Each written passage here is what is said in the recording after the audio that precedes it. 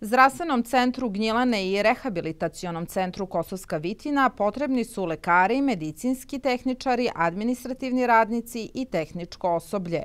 Po rečima direktora Zdravstvenog centra Gnjilane doktora Zorana Perića, 15 izvršilaca biće primljeni u radni odnos na neodređeno vreme, a konkursna dokumentacija predaje se od danas.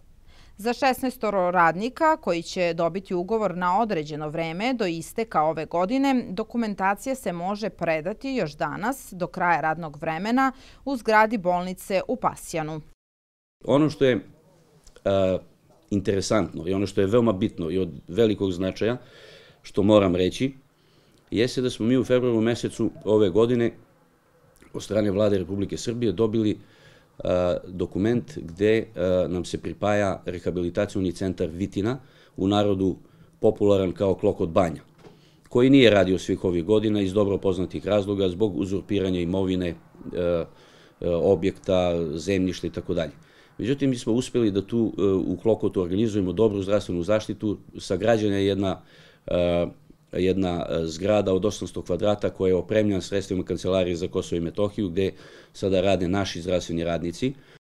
A da bi nova Klokot Banja što pre postala i funkcionalna, potrebno je zaposliti medicinsko i nemedicinsko osoblje. Tu mislim na fizioterapeute, na fizijatre i na fizioterapeute sa srednjom stručnom spremom. Nekoliko medicinskih sestara i, kao što sam rekao, i nemedicinskog osoblja. Prijem u radni odnos novih zaposlenih, a posebno lekara i medicinskih tehničara, značit će mnogo za unapređenje zdravstvene zaštite stanovnika u Kosovskom Pomoravlju i smanjenje troškova lečenja, ali i za rasterećenje ovdašnjih medicinskih radnika koji su godinama bili veoma opterećeni zbog malog broja zaposlenih.